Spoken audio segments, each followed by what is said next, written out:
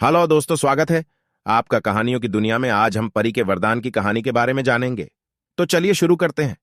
पुराने समय की बात है। एक बार एक गांव में जगिया नाम का किसान अपनी पत्नी ममता के साथ रहता था।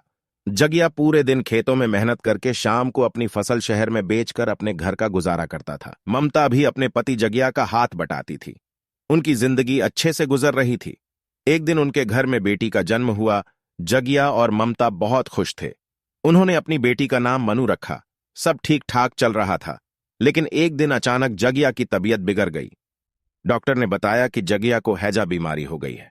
जगिया ने कुछ दिन मुश्किल से बीमारी में निकाले और एक दिन जगिया की मौत हो गई। ममता जगिया को इस प्रकार देख रोने और चिल्लाने लगी। अब ममता बहुत अकेली और गरीब हो गई, लेकिन उसने खुद को संभाला और अपने दुख से उबर कर खेतों में काम करना शुरू किया। उसके दिन रात मेहनत करने के बाद भी वह केवल 2 वक्त का खाना ही जुटा पाती थी। इस तरह से वक्त बीतता गया और 15 साल बीत गए। अब ममता बूढ़ी हो गई और मनु बड़ी हो चुकी थी। मनु ने स्कूल जाना शुरू कर दिया। एक दिन मनु स्कूल से वापस आकर अपनी मां से कहती है, मां, आपको पता है आज मेरी सहेली मीना का जन्मदिन था। उसकी मां ने उसे स्मार्टफोन दिया है। मां, मेरा भी जन्मदिन आने वाला है। आप भी मुझे स्मार्टफोन दोगे क्या? उसकी मां ने निराश होकर कहा, बेटी, तुम्हें तो पता है मैं तुम्हारी फीस भी मुश्किल से भर पाती हूं, स्मार्टफोन कहां से लाऊंगी? मनु दुखी मन से वहां से चली जाती है। कुछ दिन बाद मनु अपनी मां के पास आती है। मां, क्या हुआ मनु? तुम इतनी उदास क्यों हो? मनु, कुछ नहीं। मां, कुछ तो हुआ है, वरना तुम्हारा चेहरा इतना उतरा हुआ क्यों है? मनु कहती है, मां, हम इतने गरीब क्यों हैं? हमारे पास अच्छे कपड़े और अच्छा घर क्यों नहीं है?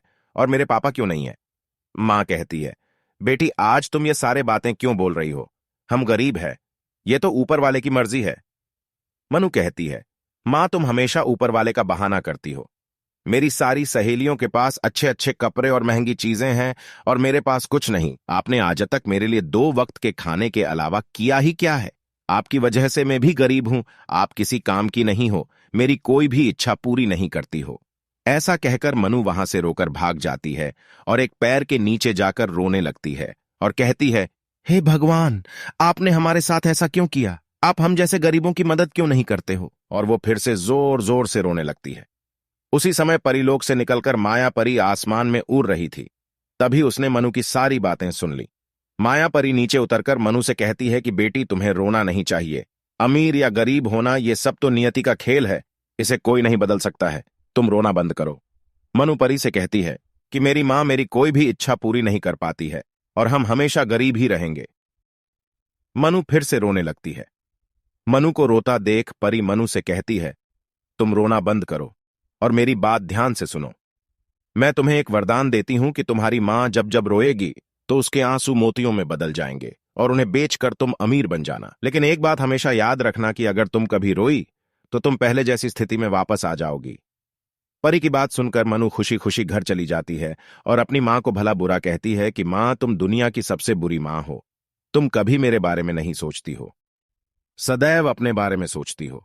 ऐसा सुनने के बाद मां की आंखों में आंसू आ जाते हैं और मां जोर जोर से रोने लगती है। जैसे ही मां के आंसू जमीन पर गिरते हैं, वो कीमती मोतियों में बदल जाते हैं। मनु ये सब देखकर बहुत खुश हुई और उन मोतियों को लेकर शहर में बेच आई। अब यह काम रोज का हो गया था। मनु रोज अपनी मां को रुलाती और मोतियों को बेचकर महंगे कपड़े और महंगी चीजें आदि सब खरीद लेती थीं। अब मनु और उसकी मां काफी अमीर हो गए थे। मनु रोज बाहर घूमने जाती और महंगे महंगे फोन आदि खरीदती। अब धीरे धीरे उसे महंगी वस्तुओं की आदत सी हो गई। एक दिन मनु की मां बहुत बीमार हो गई। वो खांसने लगी। तभी उसने मनु को आवाज लगाई कि बेटी, जरा यहां आओ, मुझे तुमसे कुछ जरूरी बात करनी है। मनु बोली, क्या हुआ मां? बोलो और थोड़ा जल्दी बोलना। मुझे अपने दोस्तों के साथ घूमने जाना है। मां बोली, बेटी, मुझे लगता है कि मेरा अंत आने वाला है। अब मेरे पास ज्यादा समय नहीं है।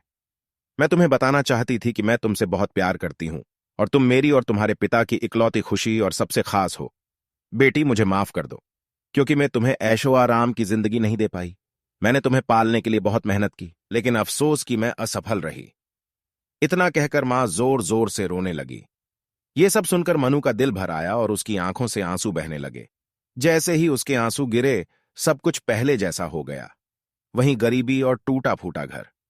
मनु अपनी मां के पैरों में गिरकर रोने लगी और बोली, मां, मुझे माफ कर दो।